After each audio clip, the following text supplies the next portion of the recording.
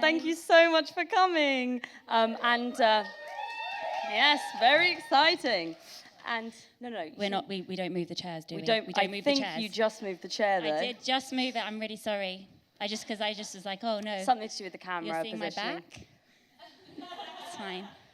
I think if you don't move it again, then you'll be fine. Sorry, you can go now. We'll go now. Thank you. So thank you for your streaming as well, and thank you so much to Fane Productions who have put on today's event, and have also let me interview Jessie rather than a more qualified interviewer. But I guess in a way I'm uniquely qualified because she's ready to go. I'm Jessie's sister, and the book is a lot about sisters, and I'm just very excited to talk about it with her. She spent around 2 years writing this book and was heavily pregnant and in a national pandemic for the majority of it. So it probably wasn't the most ordinary way to write your debut novel, but I've been with her throughout the process and it's just wonderful, really, really wonderful. So let's take it away. I have an opening question in mind, but I also feel acutely aware that I don't want Jessie to feel I've asked the wrong question first. So Jessie, would asking what the book is about be an appropriate question to start with, just to kick things off, you know? It's quite a basic first question, it is. but I think that is an appropriate question, I think. Yeah. So go on. What would you say the book is about?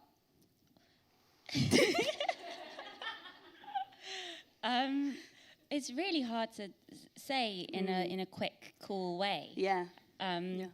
Not that it's like a fancy, high concept book. It's not. It's a book about two sisters, Hannah and Ruth, and they're best friends and completely kind of codependent on one another.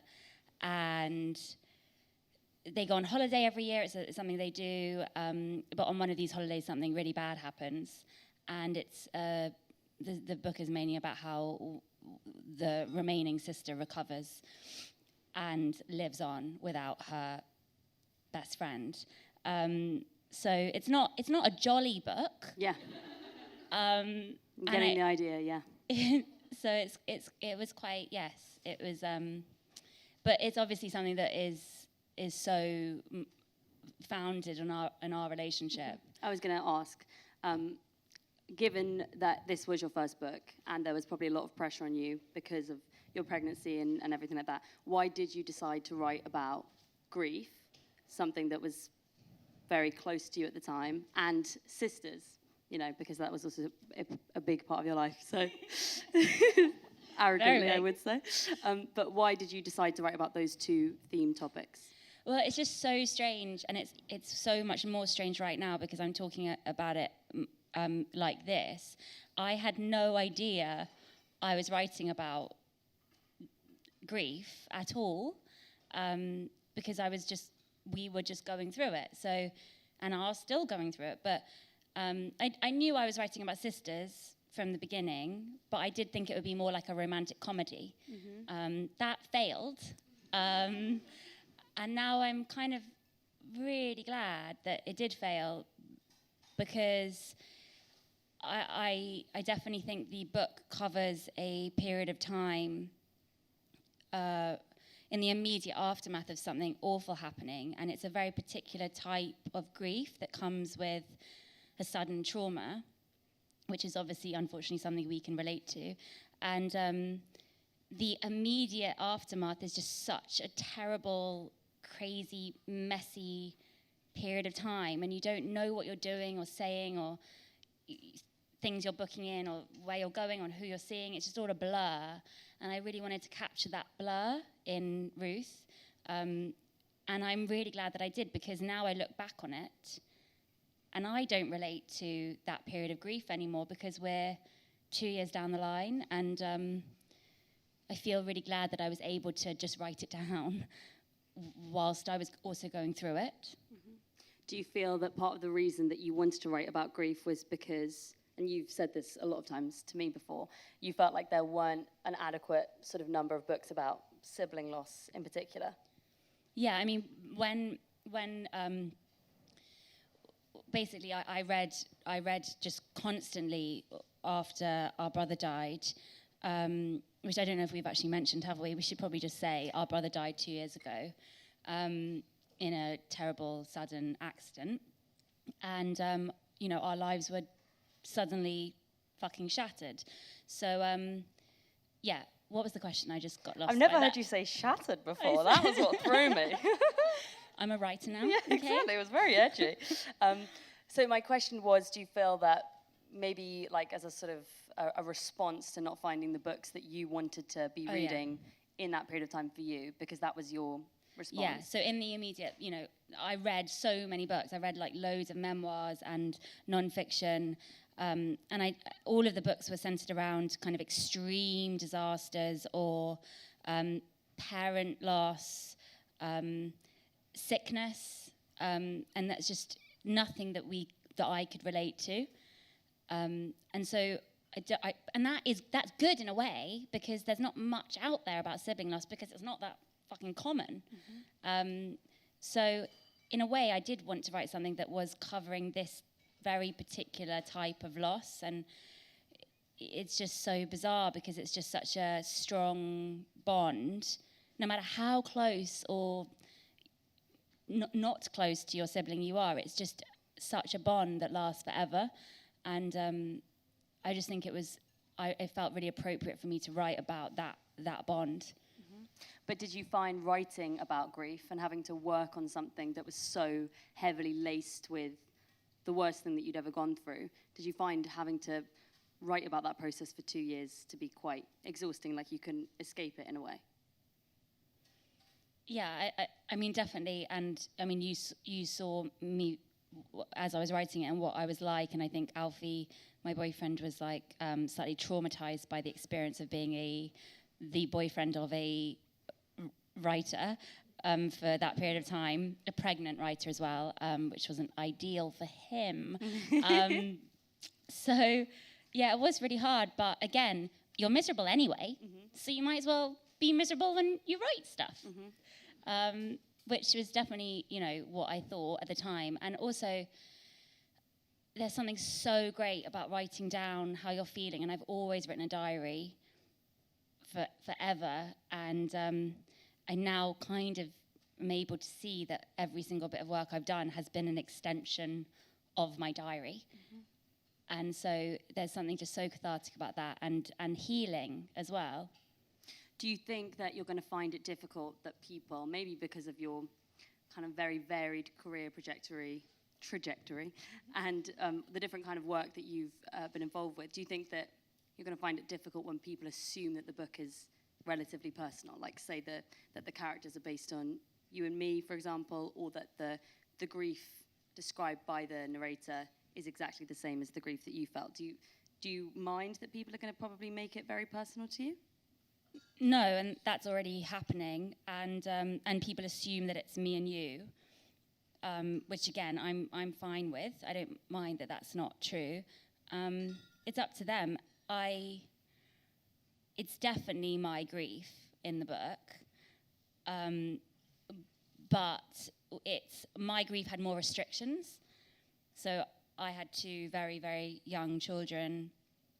I had a job to do the very next night. I had so many things that was stopping me from even starting the grieving process. Whereas I was able to write about a character who was single, who was in her 20s, who was able to grieve freely and messily. And so her grief is kind of what I wanted mine to be, and is definitely got kind of little bits of mine in there, but it was more me kind of living vicariously through Ruth. And would you say that writing about something that you're experiencing at the time, would you recommend that as something that maybe a young aspiring creative person would do? Yeah, I mean, I think that everyone should write a diary.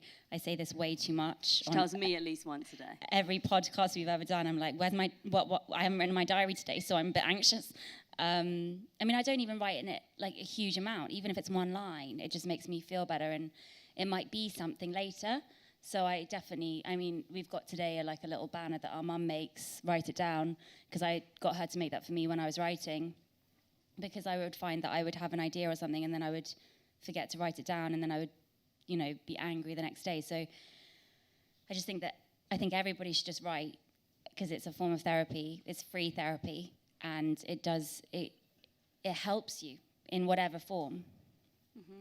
Yeah, although my version of that is writing notes down to myself really late at night on my iPhone notes pages, and I always go to sleep and I'm like, oh yeah, my God, that idea about the squirrel thing, that's going to be amazing. And then I read about it the next day and I'm horrified. So it's maybe not for everyone. Can we try and keep it lighter? Yeah.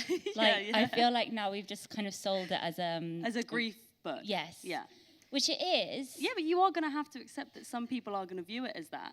And how do you think that you're going to cope with people assuming that it's one thing, and then you may be having to explain your way out of it, when ultimately you have no power over what people that you're never going to meet are going to think of the book? I mean, it's like a very exposing position to be in.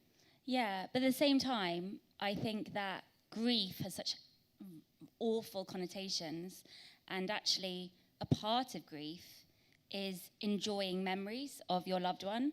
And I think that is at heart what this book is. It's a catalogue of memories of her sister and things they did together, fights they had, great times they had, weird things that happened to them, weird things they did. Like it's them in total, and that's often, I think, quite people shy away from drawing on those memories when they've lost someone because they don't want to hurt. Mm-hmm. And actually, if you confront those things and you do remember them and you really think about them, it can be actually a really great thing. So hopefully, even though it is a very sad story in a way, hopefully it kind of honours what it's like to have a sister. Mm-hmm. And there is lots of joy in there, hopefully. I think so too. I think so. Okay. Yeah. I was going to say, what kind of books and writing styles really inspired you when you were gearing up for the process of writing the book? Well, again, it was all like really, really depressing memoirs. And I got like addicted to memoirs. It was just really tragic in a way. When we went to LA, do you remember? And I just went to the really depressing part of the bookshop, and I just remember thinking, I don't want to write this. So that was kind of the inspiration. Nice. Solid process. What else kind of inspired? I don't really know. Did you find like the idea of becoming a novelist kind of intimidating? Because I feel like there's such an idea of what a novelist should be, how you should write a book. And I mean, you must have listened to like novelists talking about their writing process and stuff on podcasts or on interviews, and it can be incredibly daunting to know that they like lock themselves in away for a cabin for 6 months of a year and like have this intense kind of romance with a book. And you just didn't have the option to do that. So how did you find like shifting into this new novelist persona? Well, firstly, I kind of have only recently had the guts to call it a novel. Mm-hmm. I've always just said a book. Yeah. Just because I find that, because I have this kind of impression that a novelist is like this fancy writer who knows how to spell things and use grammar, and I've never been that type of person, and I'm not the most academic person at all. Like, I get words wrong all the time. Mm-hmm. And I did find it really funny as I was writing it. I just really enjoyed thesaurus.com. I really needed that website. And I remember like 5 times a day just going on thesaurus.com and then thinking, if someone could see me now and how much I depend on thesaurus.com, I would get it taken away from me, this opportunity. So, but then I was thinking, actually, it's most of the time, thesaurus.com would give me a fancy word for my word, and I'd be like, no, I don't want that fancy word. I'm going to go with my word. And almost I'd have this like fight daily with thesaurus.com. So basically, I think that a lot of people have this idea that a novelist should be this type of thing. And now that I've written it, and I am proud of it, and it's taken so much work, I've come to the like full circle with it, and I'm like, yeah, it is a novel, and it's not that fancy, and it might not have many big words, and that's okay. And I quite often read novels that do have big words or do have really amazing, eloquent prose, and that's a different thing. And that's what's so great about creative things, is that there's a place for everyone. Okay, well, what actually was your writing process then? Did you sort of write down like a rough version of the book all at once, or did you like go section by section? I'm not sure if that's like an appropriate question to ask as well. Like maybe that's too intimate into the writer's process. No, I don't mind. I want to know. I don't mind. I started with an idea and it changed a lot. And so I just kind of started writing, but the mistake I made was not editing as I went along. That in hindsight, that was a big mistake. Why? Because I would change that now, because the amount of edits I did in the end, it was just kind of like relentless. I wish I had just gone through a little bit more. I wish I'd had a better strategy. But because of the babies, and because it was a lot of it was during lockdowns or when I was doing I don't know whatever else. Hanging out with me? Yeah. So I just wrote in like little short stints, and I think that's something that motherhood is quite good for in a way, because it does make you quite disciplined about the time you have. So if I did have an hour, I would make sure I worked in that hour, but I never sat there for a full day. And even I thought the book would be finished before the baby came, and I remember I wanted to get it in by the Friday, and it was the Monday. And I knew I had 5 days left, realistically, of doing this last bit. And I was induced on the Tuesday. And that week, I remember that 5 days of work took me about 4 months after that. Really? So it shows that, yeah, it's impossible, really, with it. But then I did have him in the room with me and stuff, and I did keep trying, but then it was like an hour here, an hour there. So I did, yeah, it's written in hours. But over 2 years. So it was like, when you got going, you really got... I'll just stop talking about the process. You were doing great. You were doing great. No. Okay. Compared to like your other modes of writing, because obviously you've written Edinburgh shows and comedy shows, you've written a book of your doodles. Did you find that just having the freedom to write whatever you wanted in like a much more long format, did you find that like to be an exciting new challenge? Yeah, I mean, that's the thing about doing so many different types of jobs. I have always wanted somebody to say, you can just write.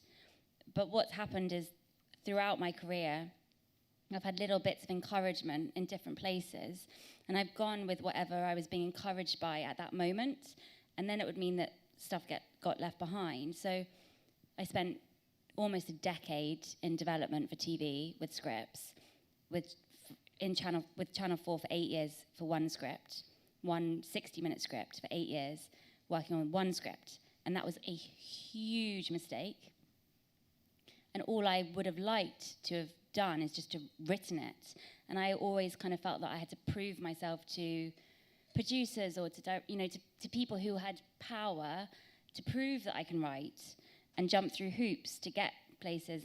And so the idea of actually just sitting down and writing and not having to keep it within a contained period of words or pages or jokes was like absolutely something I've always wanted to do, but I've never been given that, opportunity. So I should have probably been confident enough to do that earlier on, but I always kind of was, blown away by people saying, oh, this will go, this one, or I've not been brave enough, basically.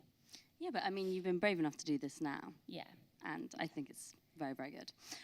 Always looking on the bright side, aren't you, Bebe? Yes. On a good day. You're a fucking bitch. And that's actually something I wanted to ask you about. She's a cancer. She's moody.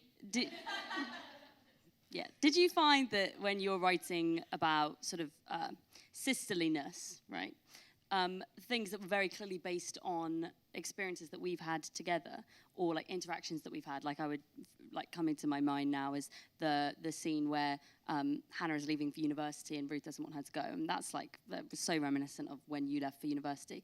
Did you ever feel like weird about writing a character that you knew I would then read and like worry that I was reading about myself? Because I mean, the character can sometimes be like incredibly flawed, and in some passages, I felt like it was a little bit of a dig at me. You know, Ruth is such a lazy, annoying guy. No, Jake. I loved it. But and I'm just saying. Did you? I mean, you know, you knew that I was gonna like think that like some of the interactions were ours, and they are, and it's beautiful, and I love that you've had the freedom to write about that. But that must have made you feel strange, did it not? Like having to fictionalize us, but then also keep like a sort of realness to that. Did you find that challenging? Yeah, but also I think that we are the two main characters, Hannah and Ruth. We're very much a mixture of both of them. And, oh my God, do I sound really loud suddenly? No, you sound great. Sorry, it's just... What's happening? She's had one cocktail.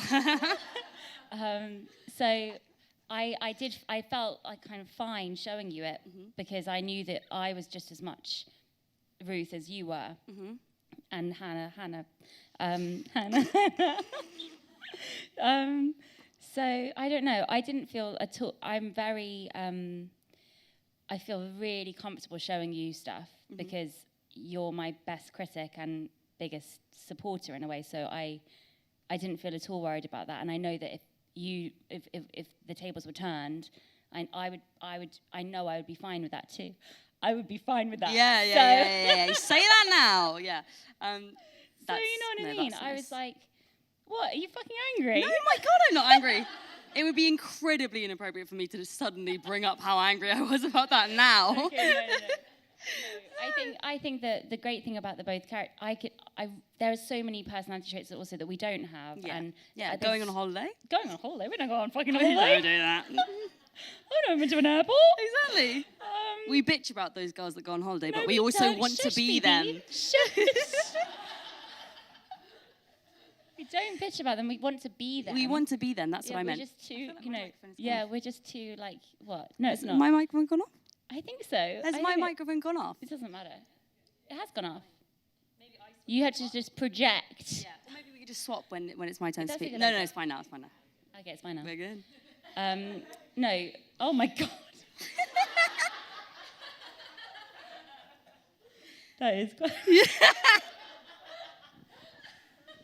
Just whisper into it seductively, and it'll be fine. That's fine. Maybe I don't need a microphone. I'm quite loud. Yeah.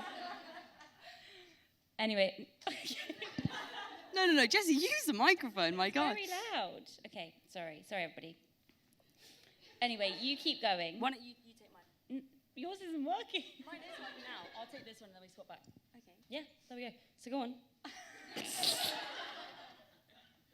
I don't even know what the question was now. Basically. Yeah. I was just talking about how the process of writing characters that were very much based on real people. And also if any of the other characters in the book you feel were based on real people, or were those much more easy to like pluck out of thin air? Well, I think mainly our mum is a huge character in the book, not the mum in this. The mum is very much a Ruth and Hannah too, and I definitely drew on her a lot. But it's also so strange for me to have written about a character who doesn't have anyone around her apart from her sister who's gone, who isn't close to her mum. We're incredibly close to our mum, so it was really weird for me to write a mother character that wasn't, heavily involved in every aspect of our lives and is like a sister in a way. So that was one thing that was quite thrilling to write about, and not necessarily a good mum. That was quite fun. But again, she is a good mum in a way, anyway, whatever. You read it and find out. No, you ask a different question now. Go on. I'll go for it. Ask a different question. What was your favourite type of thing to write about, and what was more of a chore that you kind of felt you had to do because you were writing a book, you know? Well, you know this because Bebe did the first read and edit of the book, which was terrifying, but I don't think I could have shown the book to anyone else first. And I find it really difficult to describe scenery, and I don't like it in books. I don't like it when people talk for ages about landscapes and stuff. I'm just like, shh, don't want to know. So I found that, I remember you saying to me, you just got to just put a bit of the setting in this bit. And that, I find that really difficult to do. Mm-hmm. But I really respect it when I see it, but it's just not me at all. Mm-hmm. So I found that really difficult to be like, okay, they can't see in my head, so I have to describe the room or the laundrette or, you know, the bedroom or whatever. I found that really boring. Yeah. I find it so funny, the idea that like you're writing this story and it's all in your power and control, but then also when you realize that you have to just like do something, like describe the setting, you're like, oh my God, I wish I didn't have to do this. Yeah, it's difficult because you have to really, and you can only get those kind of, you only realize you have to do that on the really late in the day as well, where it's just been in your head for so long, that scene, and then suddenly you realize that you haven't put them in a place, or it was just fascinating, the whole process. I really enjoyed the kind of cutting process and the editing process towards the end, when I realized it was all about kind of fact-checking in a way. And I quite enjoyed that. Mm-hmm. What parts did you find came quite naturally to write about? Depression. Not depression, but like extreme anxiety, mm-hmm. and social awkwardness, and food and coffee. Love writing about them, can write about them a lot. There is so much coffee in this book, because Ruth works at Costa, my home. That was actually one of the trickiest parts, wasn't it? I had to really think about what Costa, because they don't call it a frappuccino, do they? No, they don't. They call it a frostina. They call it a frostina. And I didn't actually include that in the book, so I was like, just can't. Didn't have one frostina reference. No. Had a lot of mocha references, though, didn't we? So food, lists, love writing them. Yes, that's it. Those sound like lovely, good things to want to write about. Do you enjoy talking about the book now that you've actually done it? Like, do you enjoy doing the press for it, interviewing about it, even just me asking you questions about it? Like, is it something that you find kind of is, like, enjoyable? Or is it just, like, you wish that the book could just come out and then you wouldn't have to do any of this? No, it's really enjoyable, and it's really important in a way to think about what you've done. In a way. But I mean, like, I did an interview for BBC Breakfast on Saturday, and I didn't know what they were going to ask me. And the whole chat was about grief. And I felt like it was a punishment, the chat, but in a good way. It felt like really, I didn't realise that's what I was writing. And so and I didn't tell you, I didn't tell any of our family. I didn't like say, okay, guys, I'm going to now sit down and I'm going to write something that's really emotionally difficult for us. And like, well, it's not, because I know it's fiction, but it's still about grief. And I wouldn't be writing about grief unless this awful thing had happened to us. So I do feel like incredibly guilty in a way that I've just written about it and just gone for it quickly. And so I do feel like I'm being punished in a way for doing that without kind of asking. And that's something that I have to, like, you know, worry about and stuff now. And I have had this experience before, and I should have learned from that with doing a one-woman show, which was all about me and Alfie breaking up and going out with, you know, it's like, I wrote too personally about that, our breakup. And I only realised that recently when we were filming it, 2 years later after finishing it. So in those 2 years, obviously our brother had died, and then so much stuff had happened, and filming the show again, it was like, how did I do this? How did I write that and do that on stage? How could I have done that? You know, I was so angry that I had done that not to say that I am not proud of it. I am, and I am really proud of this. But at the same time, it's just such a strange thing writing, because you only realise in retrospect what you've done. It's so weird. And I guess when you're somebody that draws a lot on your own personal experiences, and, you know, I guess you could probably be labelled as an oversharer for, like, a lot of your previous work. Not in an insulting way. She knows this. But I think one of the interesting kind of falsehoods with people that sometimes overshare is that despite the fact that they're doing that and they seem like they want to give you all of this information all at once, if you then actually like lunge forward and ask them about the information, it can be completely terrifying, because maybe the oversharing was like a reflexive thing. It's like it's an anxiety thing, or it's when you don't really know how to meet people or introduce yourself and you feel you have to justify yourself. And that's something that you constantly do. You always feel like you have to justify your work, justify why you're doing what you're doing, and you're doing a million different things at once. And I just think it's, hopefully this will be an opportunity for you to like stop and pause and look at all of the wonderful things that you've written. And you never have to feel guilty at all for writing this book. That's because so sweet, Bebe. you know? It's a really good one. It's a good one. That's so sweet. Not Bebe. that I've really read a book this year. She has. She's a clever little, one. a little. Oh, God. No, I'm joking. I do read. Just this year it's been a little bit much for my brain, but I've read this one. Love it. So what do you think, I don't know how long we've done or if this is too much or anything like that. Maybe you check the time. But I was just going to say, Ruth, the lead character, who I had the joy of narrating when I recorded the audiobook for Jessie, and it was really fun. And you chose me because I have a more depressing voice than Jessie. So Yeah. It's very downbeat. you want to ruin somebody's day, just send it to them. Anyway. Downbeat. Yeah. Yeah. What do you find writing like a truly like negatively minded character? Did you find that to be at all like a difficult process, or did it come quite naturally to you? No, I'm such a negative person. It's just it's exhausting. But at the same time, I am really hopeful. And that's what I wanted to kind of drill into Ruth. I constantly have bad thoughts. I constantly think the world's going to end and people are going to die.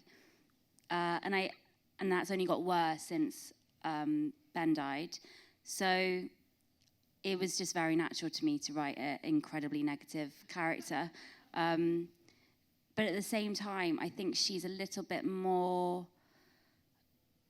I don't know. I think she was just, I'm very proactive and I constantly am like thinking someone's going to attack me, not necessarily physically. God. Like, maybe physically, but I mean, just like, I just think constantly someone's going to say, what are you doing here? Just go away or something. So I think Ruth doesn't have that element to her. She's kind of more... She's always rested on her sister's shoulders. And I had to really imagine that, because I don't rely on you. I need you, but I don't depend on you in certain ways. Mm-hmm. And Ruth absolutely depends on Hannah. She is her lifeline. Mm-hmm. And so I kind of enjoyed imagining that, and also imagining what it was like to have an older sister, because I didn't have one.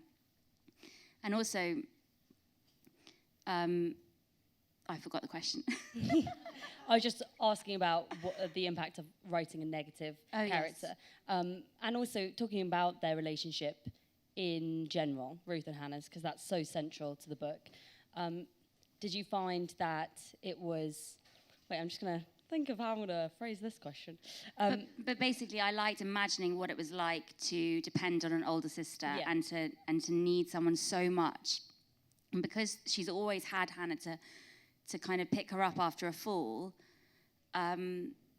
she's even more destroyed when she's gone. Mm-hmm. And I found that quite stretching, because she's completely alone.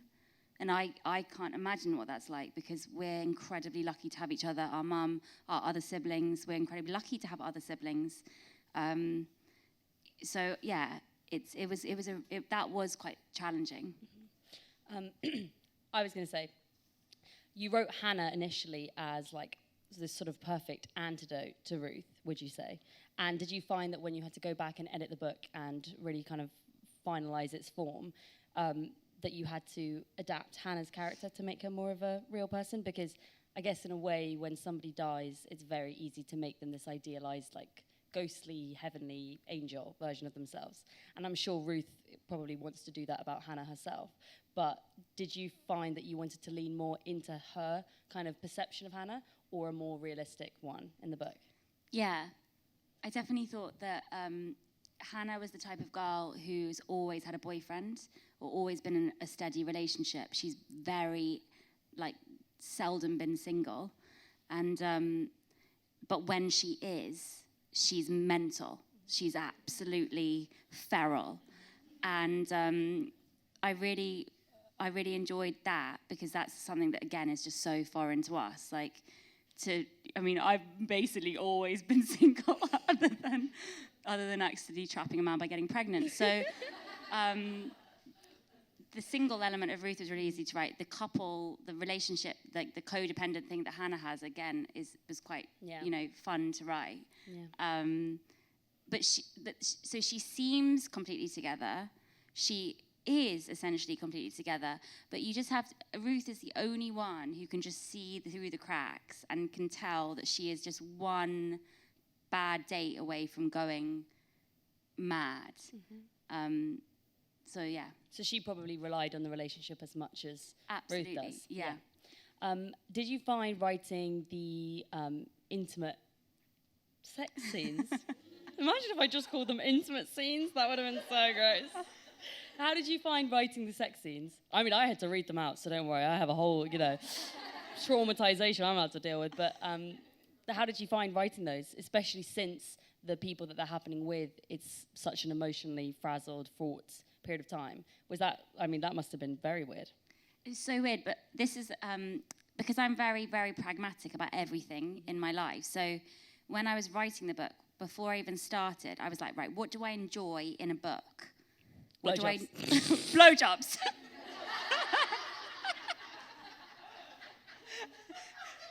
Frostinos. Indulgences, basically. Oh my God. So I'm just like, right, what do I like reading about? Basically, I like reading about sex, and I like reading about, like, depressing people. So I thought, okay, just join them up. No, but I basically thought, okay, what do I dislike about sex scenes in books? And I tried to, What do you dislike about sex scenes in books? I just don't like it when they're overly wordy, and they're just too descriptive. You just need to know the mechanics. Mm-hmm. So it's quite mechanical. And yeah, I just really, really just could picture you reading it, or, my friends reading it or whatever, and I just didn't want to creep them out. Yeah, I get that, actually. Yeah, it doesn't feel like... I feel like sometimes with sex scenes in books, unless you really are emotionally invested in the people having the sex, it can feel like you're intruding on something. It can feel like just slightly like ridiculous. Or it can make you feel really bad about yourself, because you're like, I've never had sex with candles there. Yeah. Well, no one's ever licked my elbow. Exactly. Thank you. Yeah. Oh, and you don't ever want a book that's going to kind of put people off taking it on the tube. Oh, yeah. You want them to be able to read it on the tube and not be embarrassed. Yeah, that somebody's going to look over their shoulder and be like, Jesus fucking Christ. They're not, it's not like, it's not a heavily sexed up book. No, it's not at all. That's not what No. It's not sex book. It's not a sex book. It's not a sex book.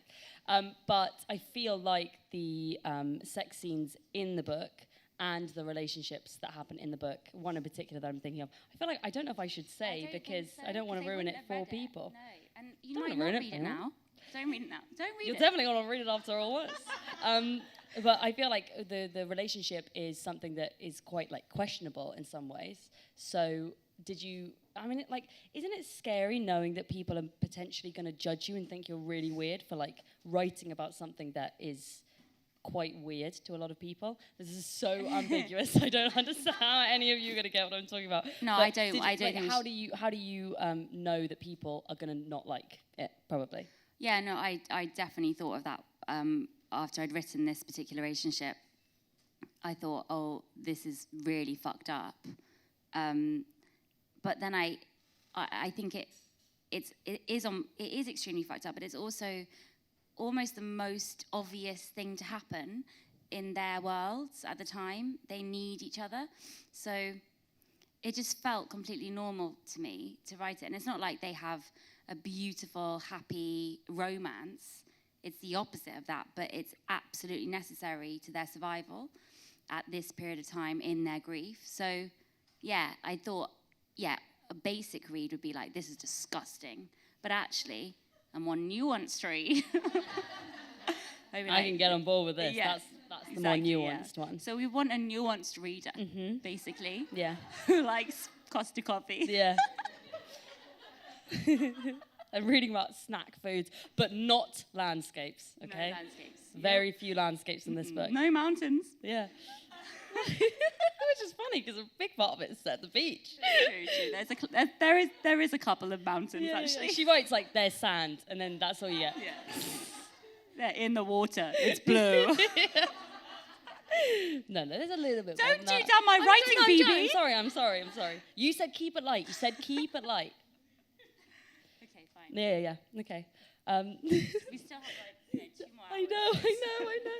I know. So why did you pick me to read the audiobook for you instead of doing it yourself? Well, because of your downbeat voice, but also because I would have felt really weird reading it. I do have, obviously, a beautiful voice, but it's very much suited to children's books, not this kind of book. So I thought, okay, not time for me, vocally. My day will come. And the book would not have happened without you. It's like completely like because of you and how much I love you. So it's just like the obvious thing is for you to read the book and for it to be a collection of us. And so yeah, I love your voice. I wish I had your voice. I think you are Ruth. So it was just, I mean, obviously with Bebe as well, but it was absolutely natural for me for that. That's very nice. But I did sacrifice myself and my vocal ability. Yeah. And everybody is going to miss out. But, I mean, do you find that you listen to audiobooks yourself? No, but I am starting to a bit more. And I will, I don't know, I think that it's something that I don't. Yeah. But I will. You betcha. I actually will. I just don't have any fucking time. I don't even have time to listen to a podcast. I know. But then, surely you must view, I mean, now that you've written the book, you must think that books are important. No, I have time to read. I just don't have time to audiobook. Yeah, but when do you read? I read at night for 45 minutes before I go to sleep. Like a normal person should. Not like you. You read, I mean, I basically try and read until absolutely the second I fall asleep. I read on the tube. Exactly. I don't go on the tube anymore. Yeah. But, given that we live in an age where you can tell a story on, TikTok in a minute or on an Instagram reel or anything like that, obviously, it would be, you wanted to take the opportunity to write a book because you got the chance to, but why was this story, something that you wanted to place in this moment now? In a book, rather than, Oh, right. on a different kind of format, like in one of your stage shows or something like that? Just because I wanted to try and write fiction. And obviously we've talked loads about how we're in the book a lot as us, but it is fiction. It's completely an imagined world and an imagined story, and that's something I've never had the guts to do. And I really enjoy doing it, and I really want to do it again. So I think that's a good sign. It might be awful, but at least I've pushed myself to try a different type of thing. I don't ever want to do a one-woman show type thing again, just because I've been too emotionally battered by that. And I don't really feel it's appropriate anymore for me to splay open myself as much as I have done in the past, just because I'm older, my kids are older. I have probably, abused that to a certain extent, like that form. So it just felt really normal to me to either, write longer form or to, try and get something on TV, which will never happen. So it might happen, but I actually prefer this now, and I feel silly for not trying it sooner.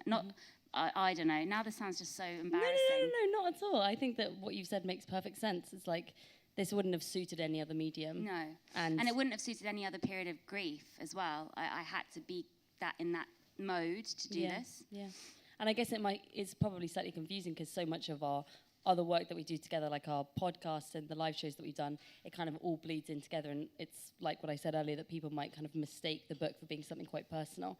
But I think when people do read it, they will get a very clear sense that this is like this complete imagined alternative world that's kind of like presenting the worst possible version of something similar to what we've gone through. And it's almost nice for me when I was reading through it and helping you in the first stages of it. It was sort of like a reminder to me of, I mean, this sounds so bad to say, but like how much worse things can actually get.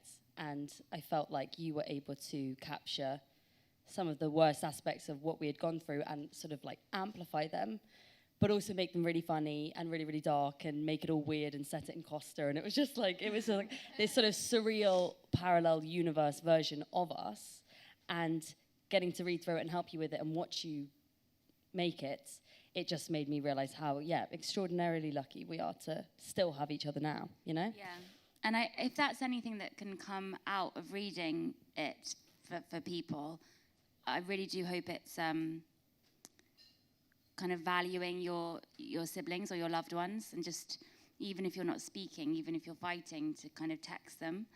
I think it's something that we are extremely lucky that we've been, on one hand, extremely unlucky, but on the other hand, now we know how important it is for us to say I love you when you have the chance. And I really hope that's something that people can get from the book.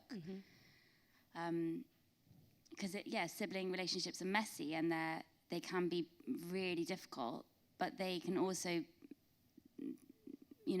be the best thing ever. So I hope people really, but also it's not just for siblings. I think, well, maybe, I don't know. Do you think? No, I think it's for like anybody that you value in your life that you wouldn't imagine could suddenly go away in a moment. So I think it will be accessible for everyone. And you got our mum to make the cover. Yeah. Was it difficult for her to like decide how to do this? Did you map it out for her, or did she come up with it herself? No, we just did it together. I mean, it was just really, she sews everything for us, for all of our shows, and she's just an amazing creative person who never really got the chance to do creative things in her job as a doctor.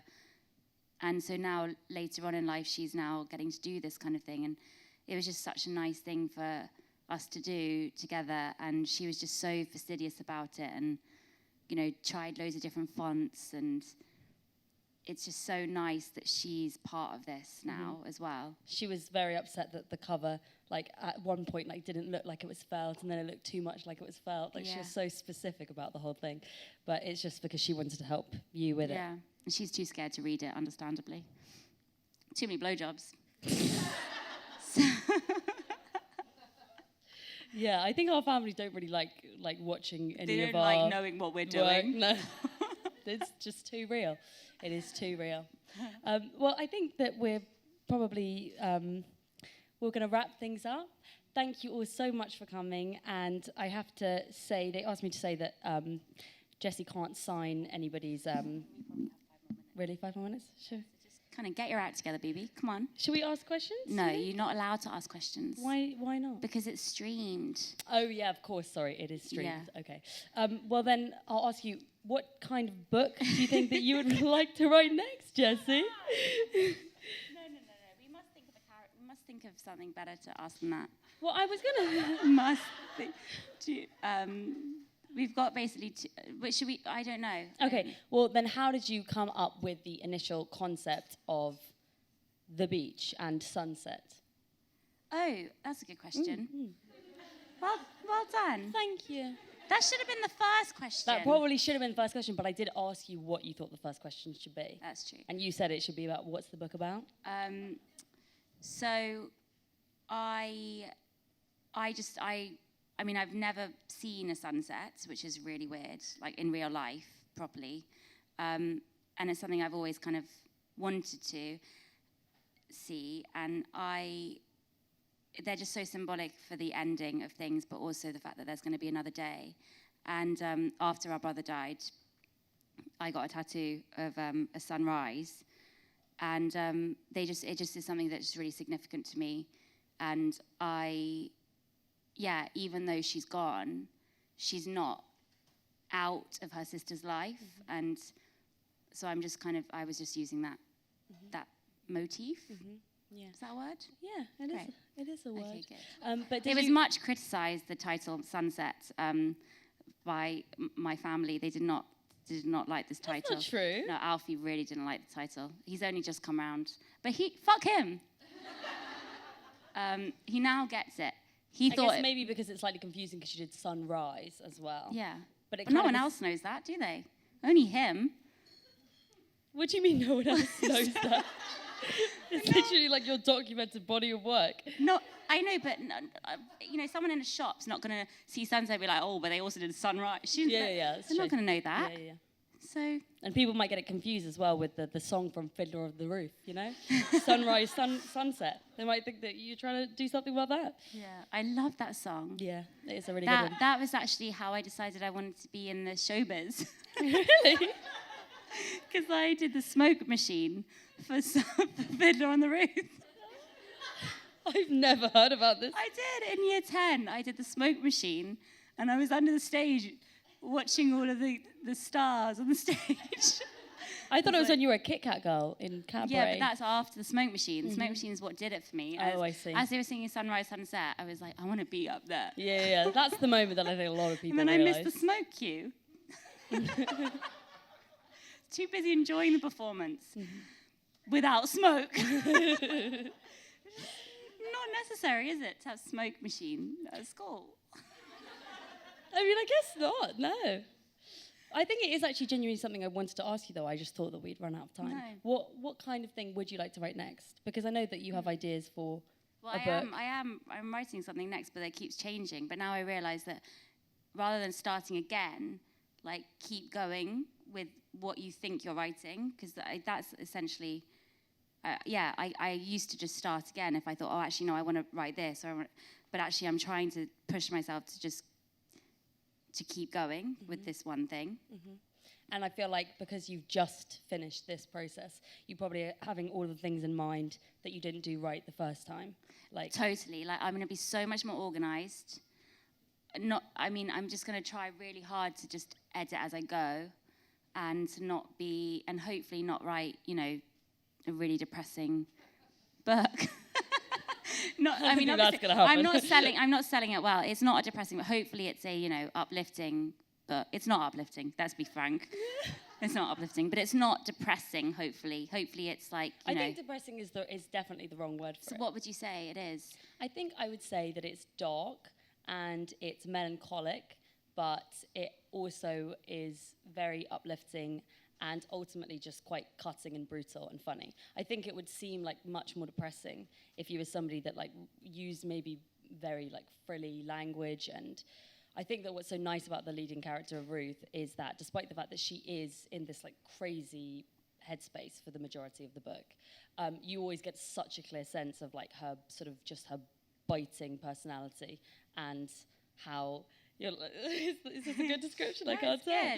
I just feel like it doesn't come across as depressing to me because as much as she's telling you how awful everything is, she's also like stuffing a pack of like salted cashews in her mouth and she's like living. She's living. She's just really existing and she feels like such a real person. So don't think that, you always feel depression more within yourself, right? Because you don't see yourself as a person.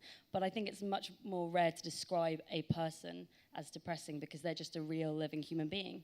And your book is very much real and living. And so to me, it doesn't feel depressing. Well, hopefully whatever I do next won't be about death.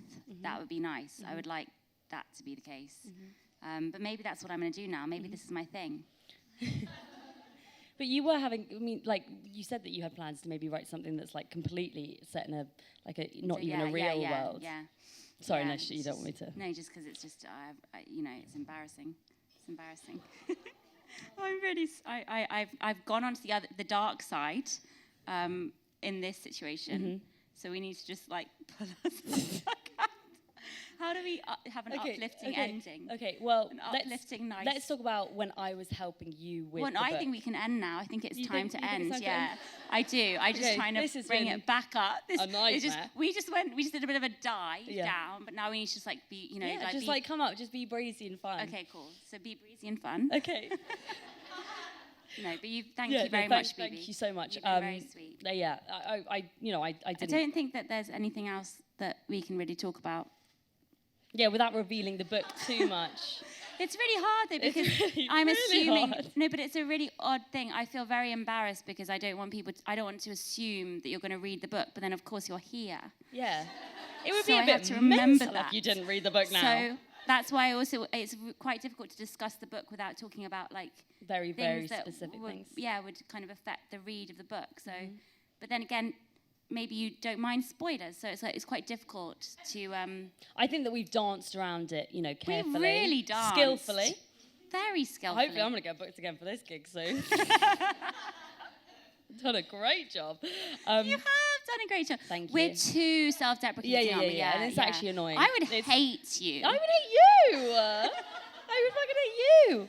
Okay, good. So. Yeah. Thank you so much for coming, everyone. Thank you so much for coming.